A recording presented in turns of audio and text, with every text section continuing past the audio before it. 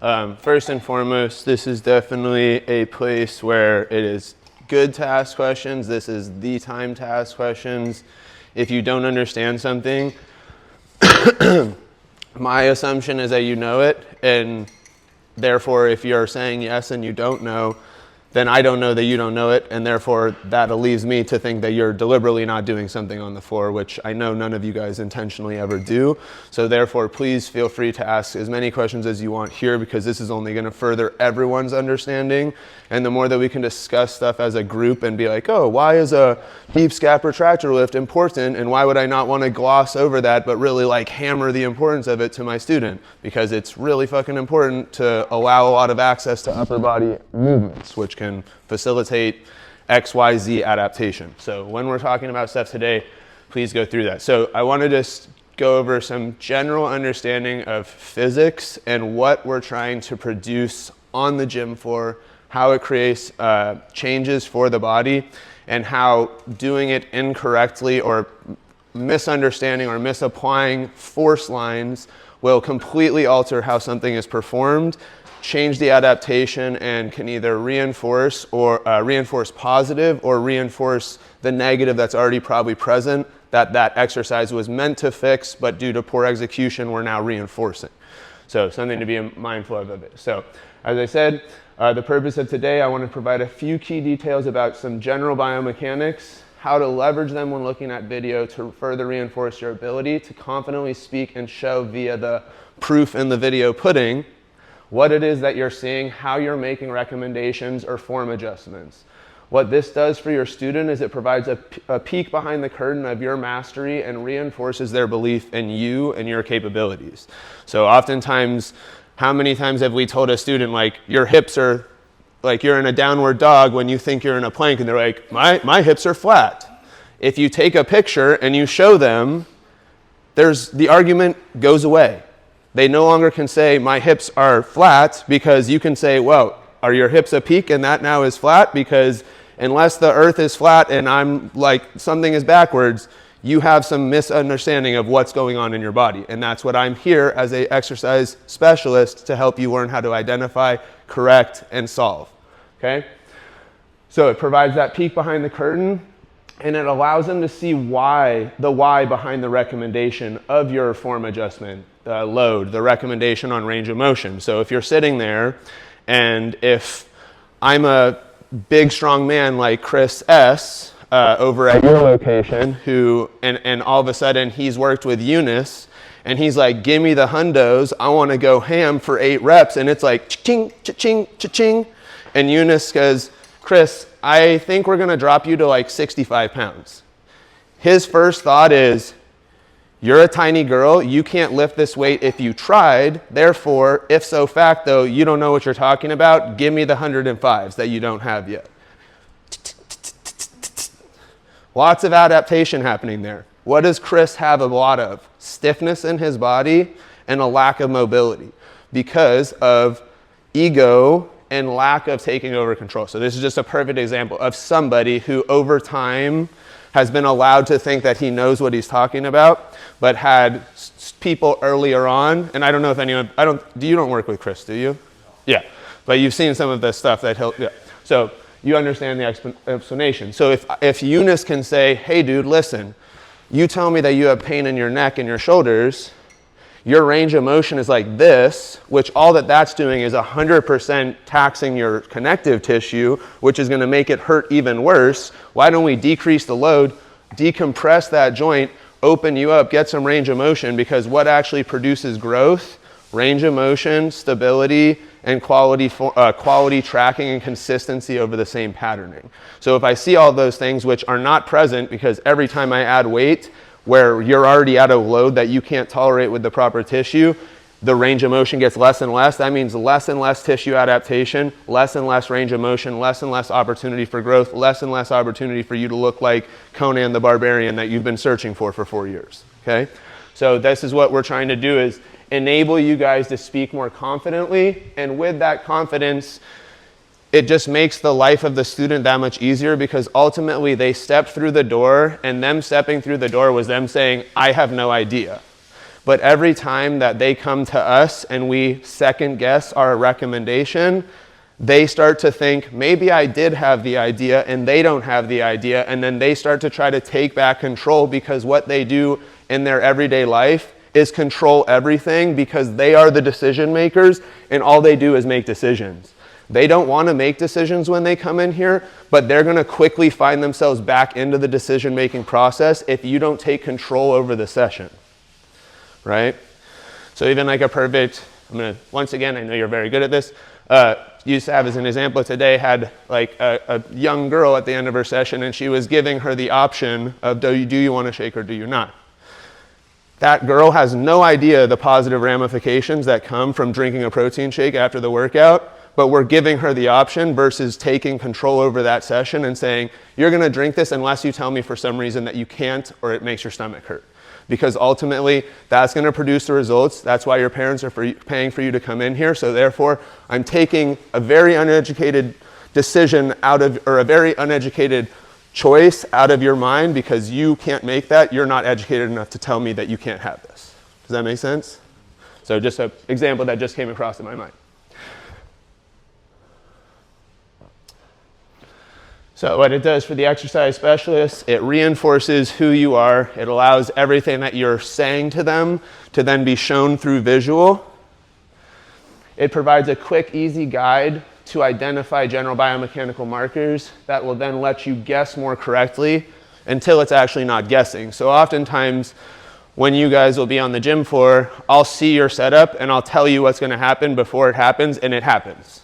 And you're like, what the hell? Because I know if a body's facing this way and a foot's going this way, this is going to do this. Boom, done. That's just through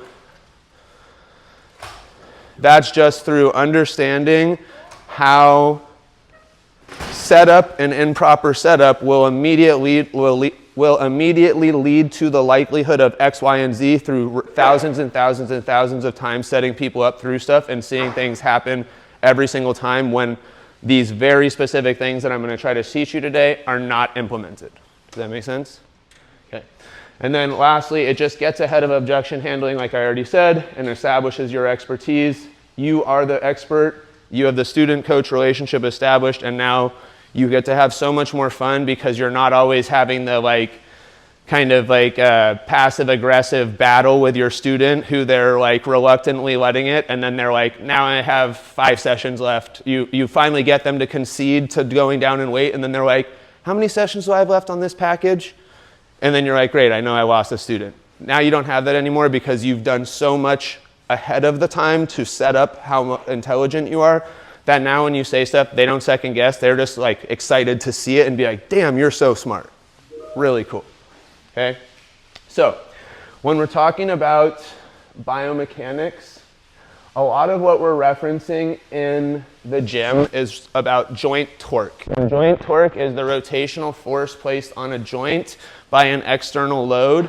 So if the joint torque, if I have a 100-pound dumbbell and it's producing a rotational force this way, because everything in the human body is rotational. It's attached to something, and it's going to make some sort of circular motion. It doesn't just continue straight out into the abyss forever because it's attached to a tether, which is our axial skeleton. Okay. So when we're thinking about that, if I have a 100-pound dumbbell, the faster that, and we look at some stuff in here, what we're wanting to talk about is torque. And sorry, ChatGPT did a great fork. It just created some new word here. That's supposed to be torque. So so it's not perfect, guys. Don't let it do everything for you. And I yelled at it about 1,000 times, and every time it would fuck something up. So I just said, fuck it, I'll leave the fork. So torque equals force times the moment arm. And what that means is the moment arm is the perpendicular distance from the joint's axis of rotation to, and here we go again, to the line of force.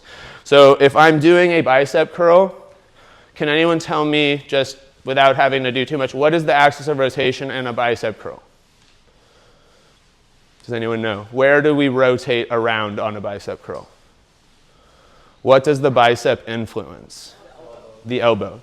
So the axis of rotation the axis of rotation on a bicep curl is right through the center of my elbow, okay?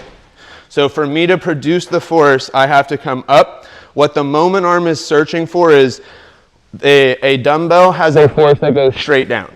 If I hold the dumbbell up and if I'm able to remove my hands perfectly without influencing in any capacity, gravity is pointing down. It's going to take that dumbbell straight down to the earth where it lands as I go through, okay? So at that point, if I'm sitting here, what I'm looking at is the axis of rotation to where the dumbbell is held, and I look at that, the dumbbell produces a force straight down, the axis of rotation is straight down, the moment arm is how much distance happens between the perpendicular distance between the axis of rotation. So let's say this is the elbow, axis of rotation, and let's say this is where my hand is. This distance is the moment arm. The greater that moment arm becomes, the more torque is being placed on that joint at that time. So where is the torque the highest on a bicep curl? Right here, right? Because at this point, if I'm just thinking about a force going straight down, this gets the furthest away from that at this point. And then as I approach past this point, it starts to get shorter. So the way that muscle contractions work is we have a strength curve, and it goes off of length and force. So if we're over here and we're going to say the muscle is fully shortened, so in a bicep curl it's right here, we can't produce a lot of force. We have these things called cross bridges, which are sort of like zip ties that form, and that's what ATP uses, like energy when we're talking about ATP. It's allowing these cross bridges to cycle, and that's how we produce muscle contraction. When we are at the very end and we're in a really shortened position, which means these cross bridges have a lot of cycling going on, that's when they shorten, it's called cycling. To get that much shorter, we get a very, very shitty return. So we use a lot of energy and we get not a lot of movement. So it's like when you're at the top of that bicep curl and you have that 40-pound dumbbell and you're like, please God, just give me that last centimeter to this imaginary point that I have to hit. It gets so hard, even though like up to this point it wasn't that bad. Here, holy fuck.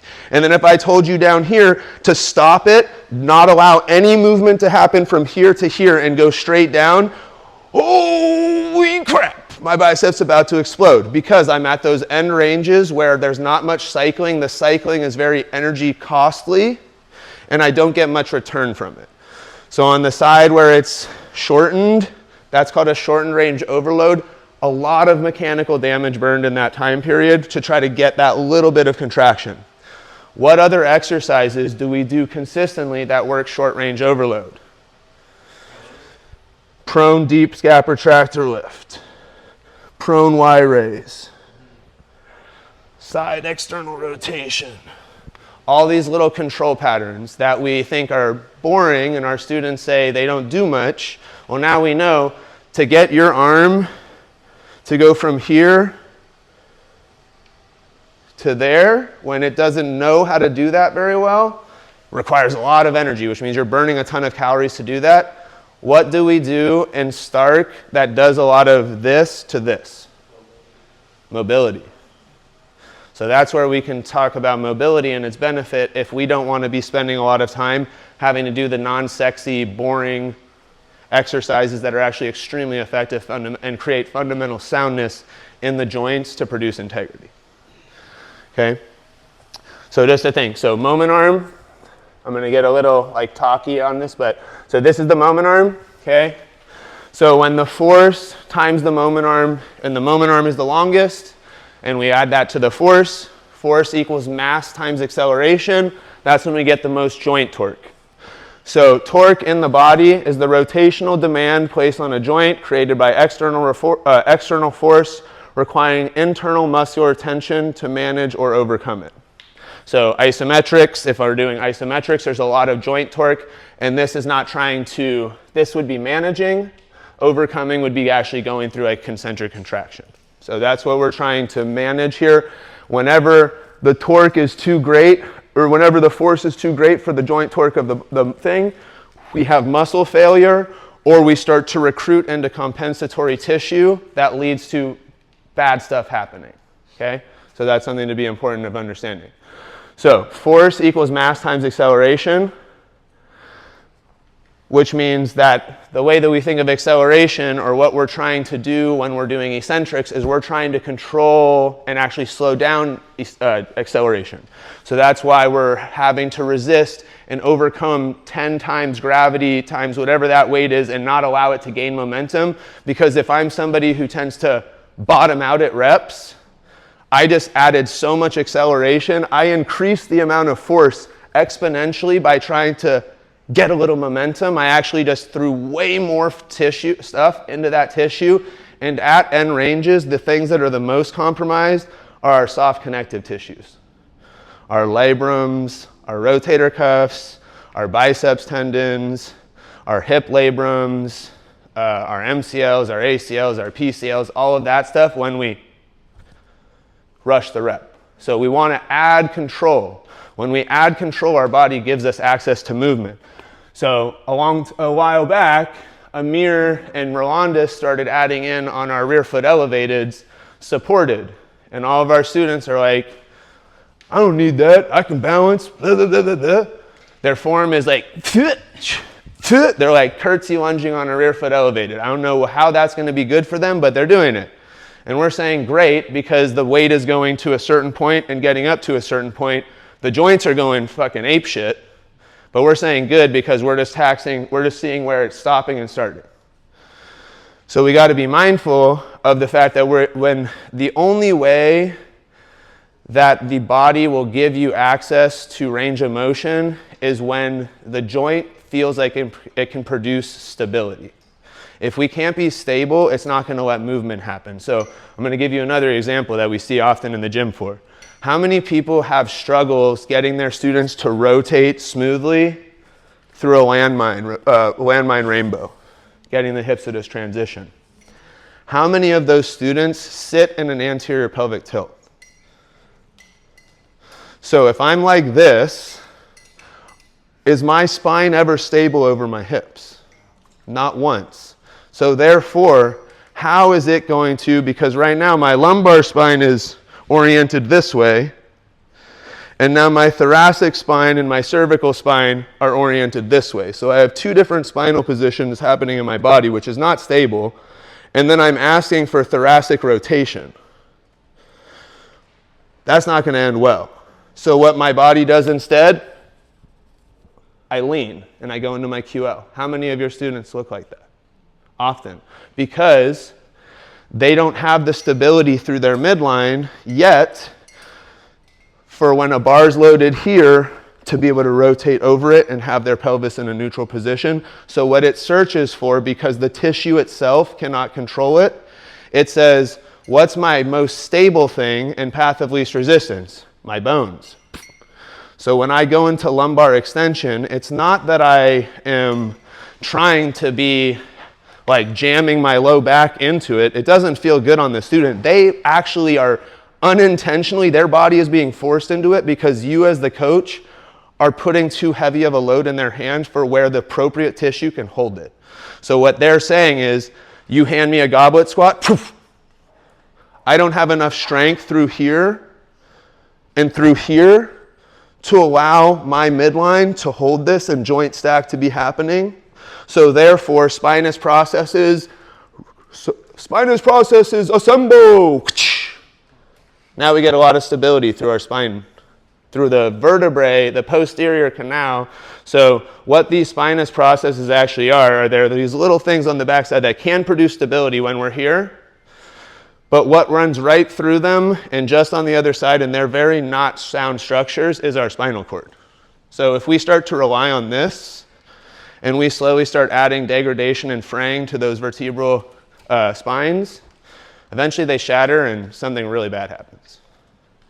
So we want to start, the purpose of today is to start recognizing when we get out on the gym floor and practicing movements. I know, Julian, you had mentioned wanting to see how you can adjust the body to see things. And I think if we understand how to draw force lines, and then we go out on the gym floor and we look at how it applies, it's going to allow you guys to have a lot more fun with your students, because you can intelligently say, you're gonna, oh, you wanna like load up the crap out of your back on a row. I know exactly how to set up your legs to actually give you the least amount of loading into your spine, the most amount of opportunity and stability through your body, so that way your lat is like, let's go, baby, boom, 200-pound dumbbell row, let's go.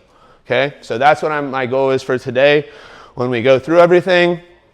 And again, these are just going to give you some general information. So torque, force equals moment arm, force equals mass times acceleration.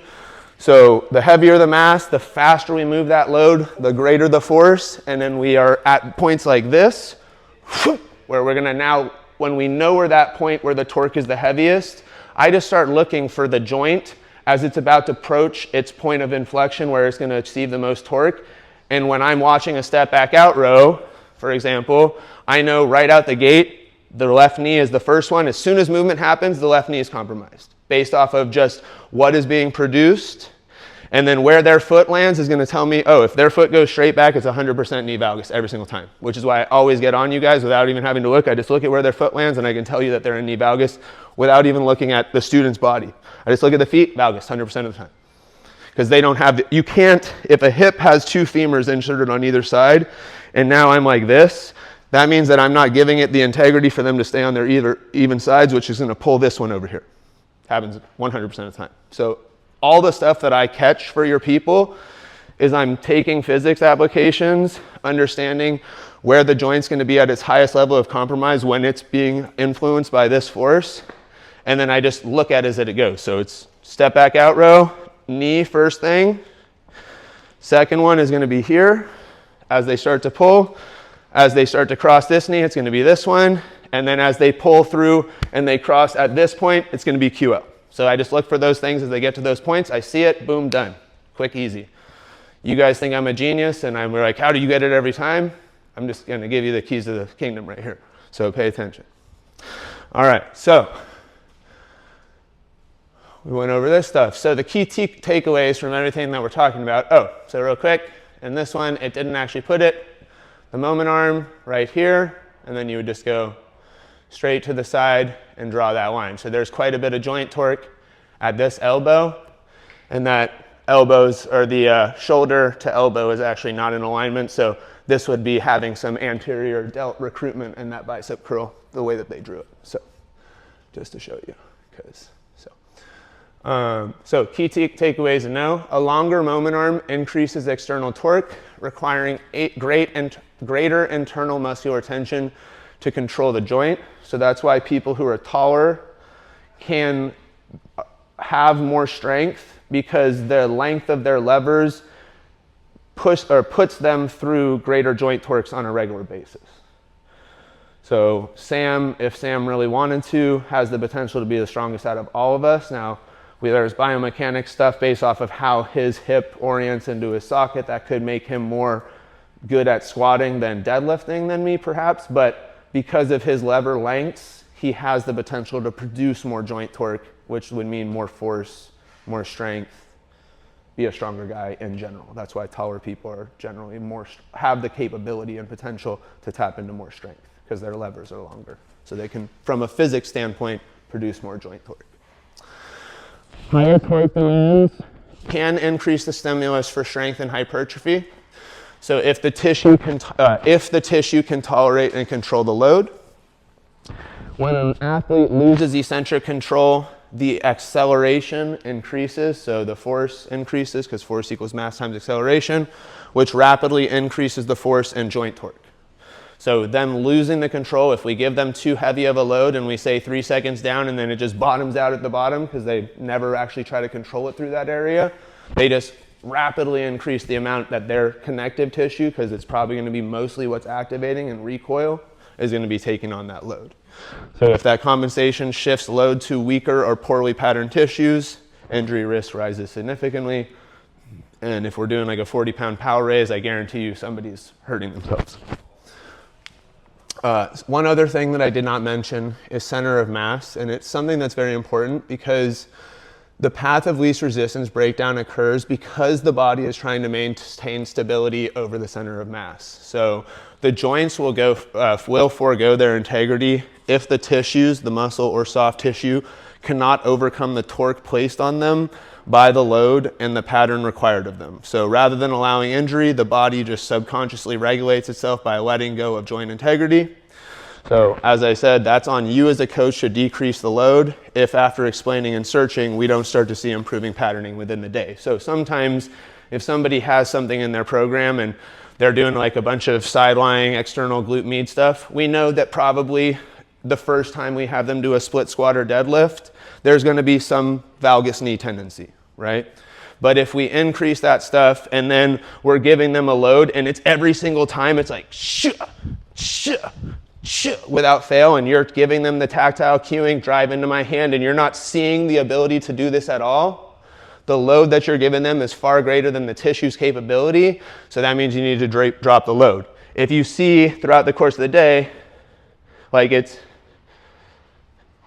then motor learning is happening. It might just mean that they need to improve their neural efficiency of getting activation to that tissue through that full range, because maybe the glute can activate here, kind of loses it here, but it can refind it here, kind of loses it here, but it can refind it here. That's why we always want to do things like cars, because it's going to show us where throughout that range of motion we may have inefficiencies, right? So that's what we're trying to look at when we're doing those things. So if I'm doing, for example, a single leg RDO, single arm RDO, and it's contralaterally loaded, meaning I'm loaded over here, the moment that I fall off the cliff, everything over here is unprotected, which means unless I'm super strong back here, and I'm super strong back here, and I can comfortably say my body knows, because every time basically your body is like an LLM, like an AI.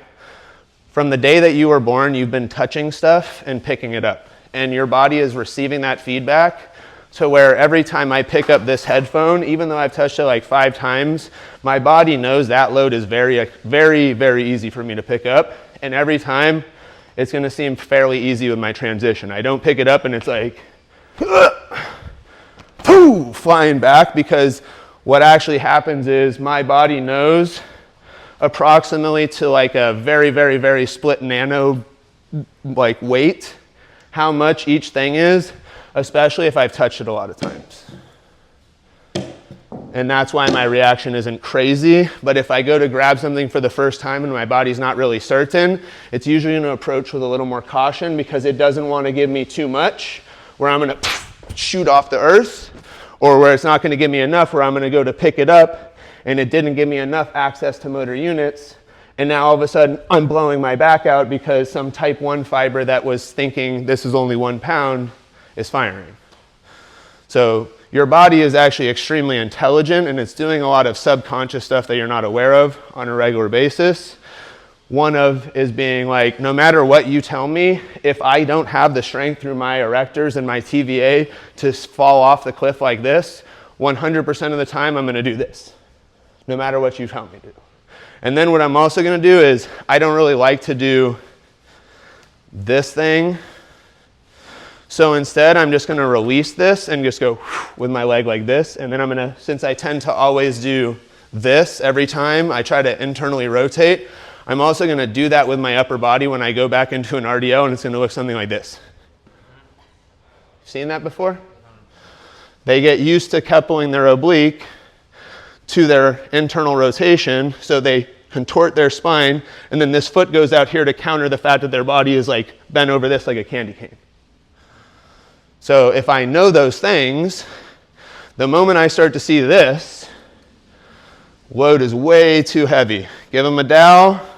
I need to teach you how to turn this to get long. So therefore, every time this goes out, I need you extending here, because this can't do this and extend, because that's called reciprocal inhibition. So me extending here is going to force this to release and lengthen. And now I start to learn how to not activate my oblique every time my glute med turns on. And I need to hold internal rotation. And now I've just helped to mitigate some sort of compensatory pattern, because I took intelligence and was like, path of least resistance keeps occurring. I go 20 pounds, 10 pounds, 5 pounds, it still falls. The tissue just needs to be unloaded completely. I want to actually try to make you lighter, so that way your glute can get out here. So we're going to go 2 dowels, just so you can get that stability, so I can find this. Because you're always, right now, you only know how to do this because you use your quads all day. You never use your glutes. You sit down, your knees are together, internal rotation doesn't exist in your hip. These don't know how to fire. So it's always going to deviate to where it knows it can find strength. Quad, quad, quad, quad, quad. That's why people's knees collapse when they do a deadlift. They're here, you get them in a good position, they go to add force, they get the knees collapse, they're trying to position themselves over their center of mass and turn it into a push. Because they didn't have the integrity through this to be able to turn over this axis of rotation. And then more importantly, it's like this axis of rotation that we're bringing this one to. Okay? Okay. I don't have a thing for that, but. So when we're going out to do things, what you want to do in setting up and evaluating a pattern is try to align the joints to counter the force vector angle. So if you incorrectly set up, it'll entirely alter the desired physiological change and can lead to injury or worsening. So when we're doing a pattern, identify the primary joints targeted. Align the forces of the body to counter the force produced by the external load force. When we're looking at the sequencing of the pattern, does the joint sequencing of the pattern distribute the force through the appropriate tissues in the proper sequencing? And if no, where is that falling apart? Oftentimes this is improper joint function where we can activate team chiro, or where you can now start to recognize the load is too great for this person because they may be able to press with their chest 100 pounds. But there's a bunch of other little tissues, synergists and stabilizers, that also need to hold that 100 pounds through this line. And if they're always used to going this way, I may need to lower the weight, not because the chest tissue isn't strong enough to complete the task, but because like the serratus or something that I need to be firing to help align with that intercostal, it's a synergist for that intercostal pec insertion, may not be strong enough. So I have to get down to where this thing can activate. We spend a couple weeks down here in this lower weight stack to re-get this guy, and now we can start coming back to this heavier weight with proper alignment because this thing is caught up to be able to do its synergist thing to help assist in holding the elbow through this line so the chest tissue can get taxed fully and we can get some massive hypertrophy, some massive power, massive strength, or whatever it is that they're looking for. Does that make sense? Yeah. So what I have down here is some stick people. And the reason I wanted to have some stick people is so we can just practice understanding how lines of force work. And then I can draw, like, I'll do a little simulation guy here so nobody feels like they're out on their own. And then if you'd like, we can either bring up some of your students' patterns that you have posted on Teams and look over them and see how we might, as a team, collectively decide where there was some incorrect patterning and how to address it. Or we can just go out to the floor and do that together, so it depends on however anyone wants. But if you want to volunteer as tribute, or I can throw up some of my people, that's perfectly fine. But what we want to think of is, so this is a dumbbell. Let's just assume there's a weight in the hand here. Let's assume there's a weight in the hand here. And then this is a barbell, so there's weight, weight. So anything that is a weight, you just draw a line straight down and then with an arrow pointed down and write G next to it. That's gravity. So wherever you assume the weight is, you just draw a line straight down. That's gravity. So I don't know if I can draw on this on here.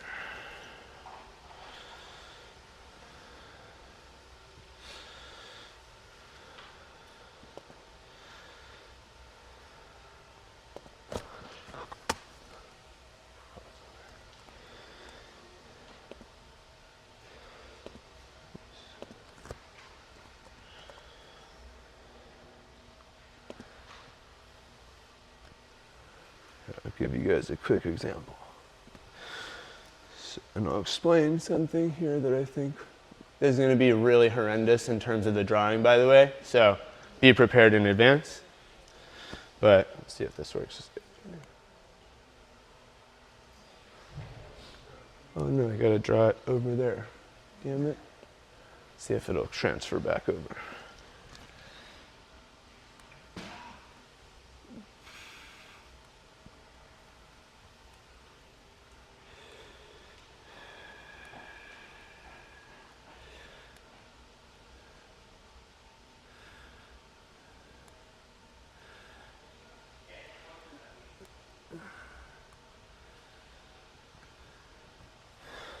All right, this is going to be really horrendous, and it's going to make you guys laugh, but it's going to be great. So,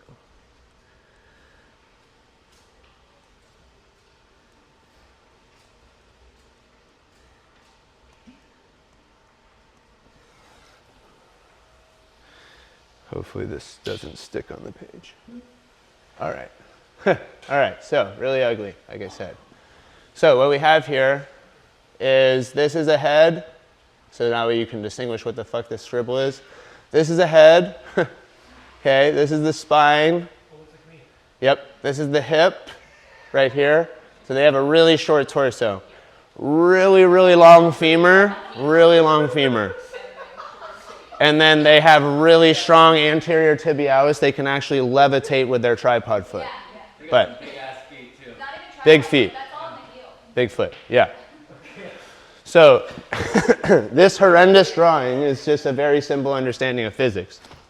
If, and speaking on Julian, what you had asked regards to like how to tax different tissues for different movements, this is all you have to look at, kind of, at least from a sagittal plane view. So this is just talking about from a front and back perspective.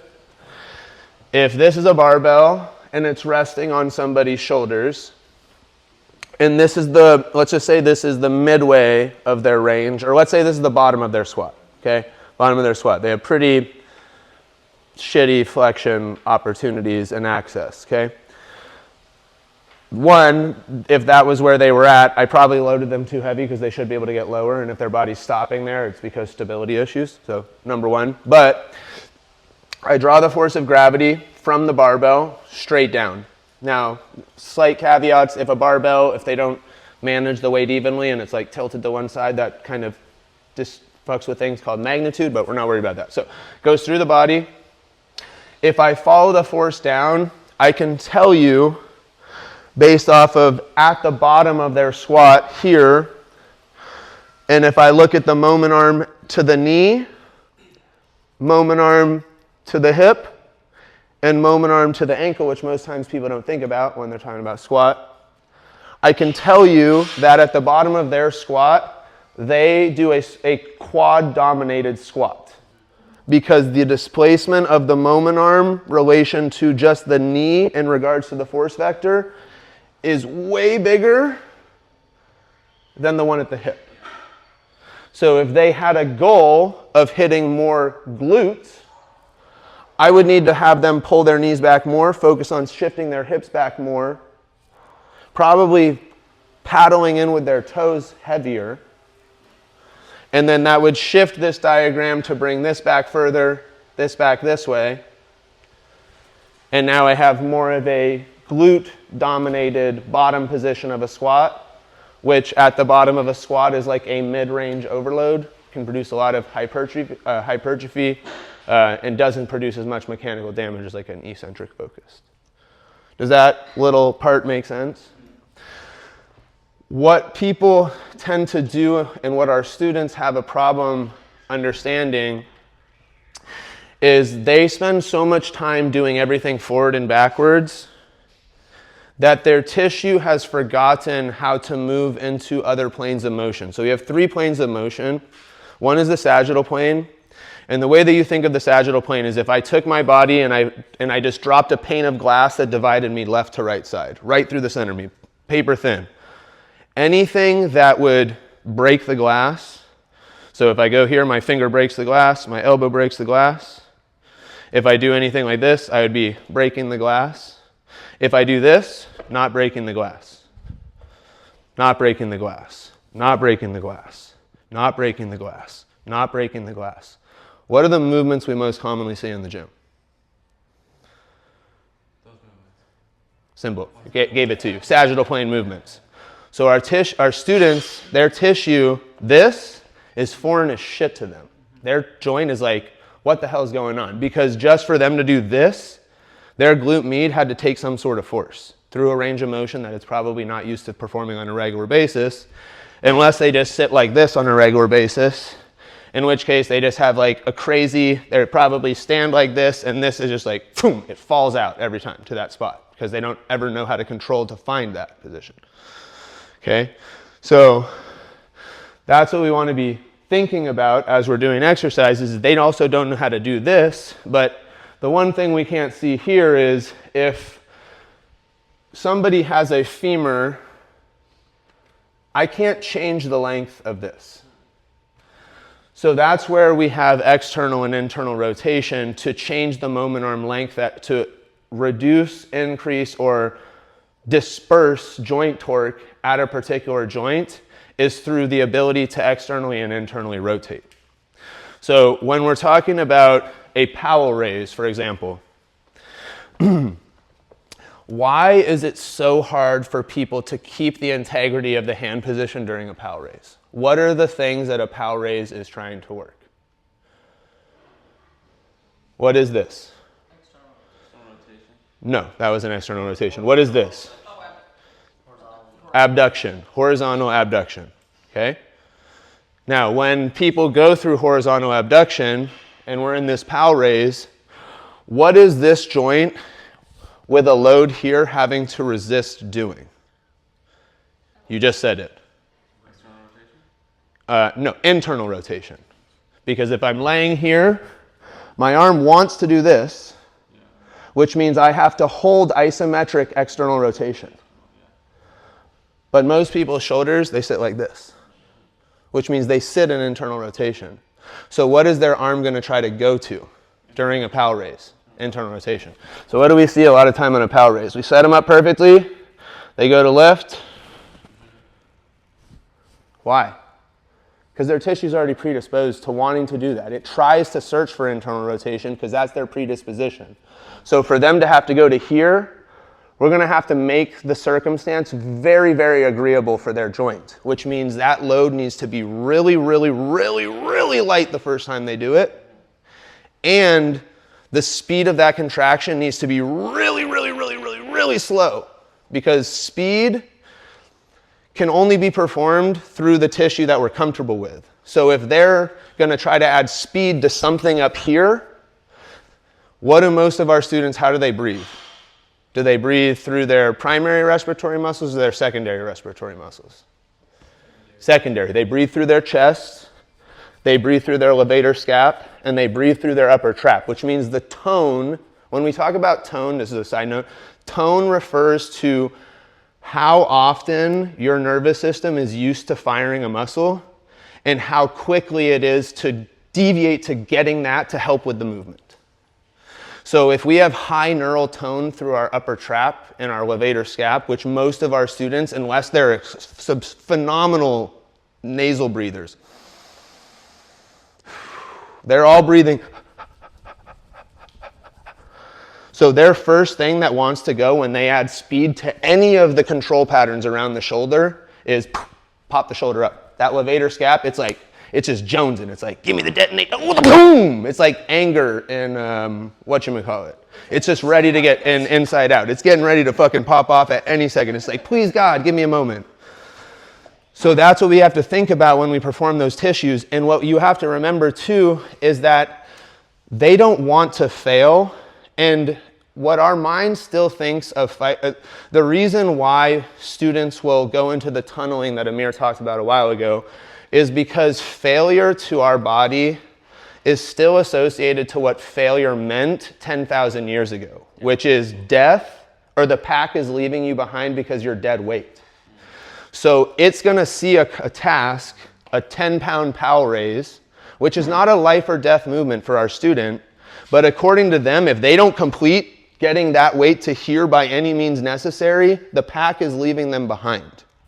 So I need to make sure that I give them a weight that does not have that fight or flight response come on, because 100% of the time, especially if they're still predisposed to having high neural tone in that levator and that scap, it's going to fire the moment that they go into a load that's too heavy. I can give them a 10-pound load. It could be rep 1, and I say move as slow as possible.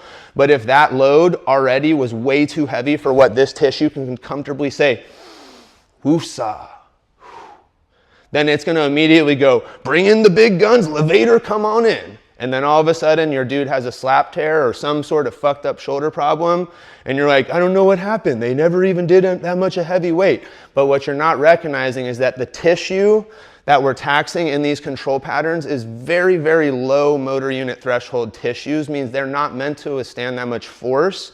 So a 10-pound dumbbell is like a 1 rep max for them. So we can't 1 rep max for 15 reps or shit starts to break down.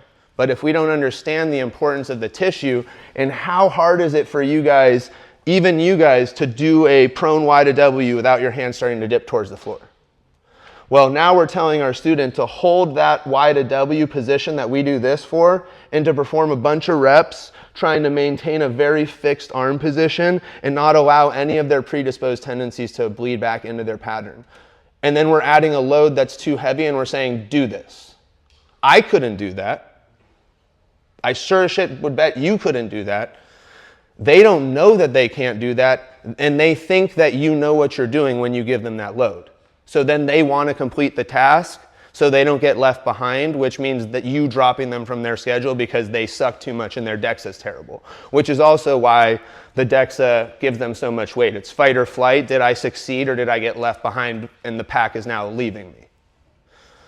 So there's a lot of stuff that happens that if we just don't understand it, like if you do a 5-pound, like sitting on the bench, internal, external, and you actually prevent that scap from like repositioning itself so it's truly like external rotation, 5 pounds is really, really heavy. And now we're asking them to maintain this part at a point where at the angle that they're being held, it's the max joint torque for internal rotation, and then we're performing abduction at the same time. And we wonder why they form breakdown, or we don't catch that the form breaks down, and we're like, we just give up because they're like, oh, they're never going to figure it out. I'm just going to let them sit here. And now they just add insult to injury. That AC joint is going through like compression and then adding a lot of movement through it. Does that make sense? So there's a lot of stuff, but what I think if we can understand how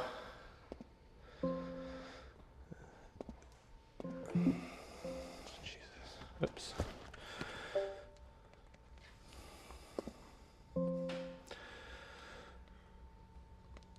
How this works, all right, whatever. Then we can actually perform some really intelligent movements. So let's go out onto the floor, and I want to just practice a few different exercises, and we're just going to practice some different positionings of the body, and I want you to feel how it shifts and alters what's going on internally.